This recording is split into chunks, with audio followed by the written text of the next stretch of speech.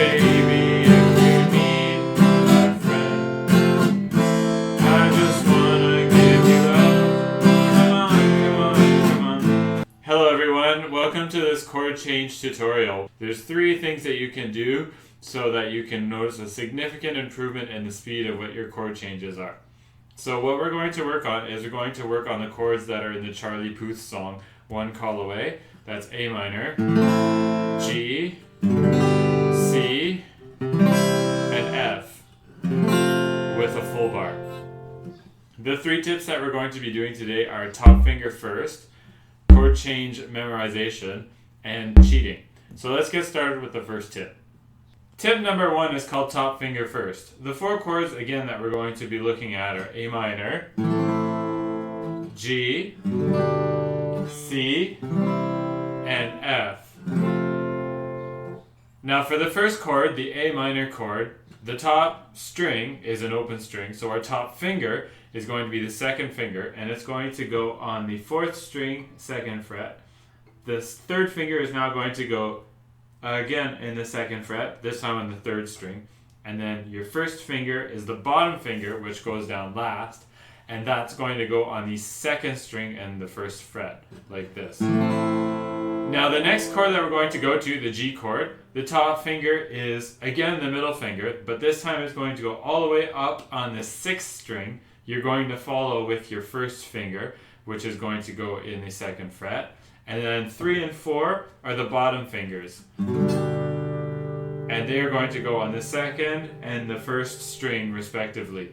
Now, why do this? Why do the top finger first? The important thing about the rule of top finger first is, especially with chords that are more complicated like G and C, as soon as you place your top fingers down, the bottom fingers will go down naturally. They seem to tend to go into their natural spot. It's really obvious to see this in the G chord, and even obvious again to see it in the C chord, which is the 3rd chord. So, let's go to C. Top finger first is your 3rd finger, and next, 2nd finger is now going to go in 2nd fret, and then the 1st finger is going to go in the 1st fret. And that's the C chord. Now let's look at it if, say, we did the bottom finger first. Okay, so I'm going to do bottom finger first. Now I have to rotate my hand to get to the middle finger, and I might get onto the wrong string. And then finally I have to stretch again to do the 3rd finger. So what I'm doing is if I do my bottom finger first, I have to add some extra steps. I have to add a rotation of my hand. And then I have to really keep track of the rest of these fingers. Whereas say if we do top finger first with the 3rd finger, okay?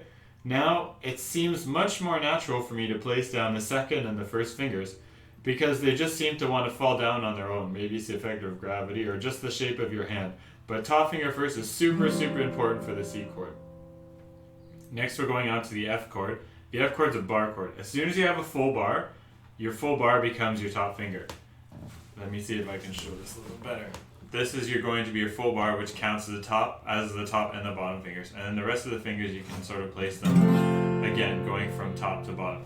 So let's review that once more. Top finger first for A minor, your middle finger, but it doesn't really matter that much. G, super important, your middle finger again, top finger on the 6th string. Next we're going to C, and this is your top finger, your 3rd finger, super important. And then the F, first thing to do is get the bar. And there you go, that's the top finger first for your F chord. Now the next tip that we're going to look at involves memorization. So the memorization really ties in with the first tip that we talked about, top finger first. What I mean by that is that when you've got your sequence of chords, in this case A minor, G, C, and then F, again, when you're in the beginner and you're looking at the big chord chart and you're trying to remember what each chord is, and it's kind of hard exactly to keep track of all those chords, the first thing you need to keep track of is the top finger first. So if you've learned your chord, again, by putting down the top finger first, when you're moving on to your next chord, you're going to just think about the top finger, and then the other fingers will place themselves naturally. Or, it will be easier for you to follow where you're going to place your fingers. So again, A minor, I'm going to remember 2 and 3. G, I'm going to remember my top finger first. C, now now I'm going to remember that when I'm going from G to C, it's super important for me to let go and then put this third finger down. The rest of the fingers will go down naturally. And then F, of course, you're going to remember the full bar. I don't think anyone has trouble remembering what the F chord is. But that's for the second tip. So remember what your top finger is first. So now I'm on to the last step, which is called cheating. So say I've gotten my top finger first down really well, and I can do my chord changes, and I know exactly where my fingers have to go. Your chord changes might sound something like this. Down, up, and then there's going to be a break.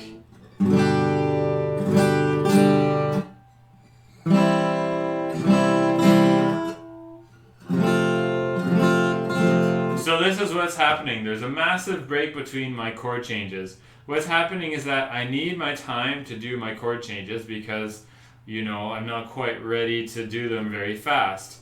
So what more advanced guitar players do is what I like to call cheating. And I find this isn't really transferred along to students a lot.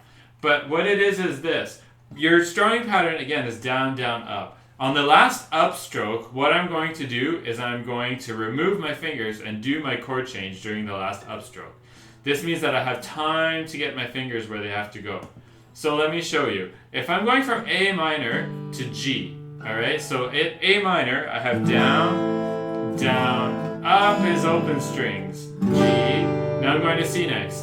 Down, up is open strings. And again, open strings to get to F.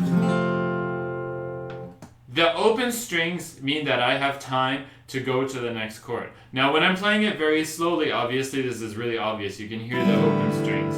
But when I play it faster, it actually sort of blends into the chord change and it becomes a lot less noticeable. For example,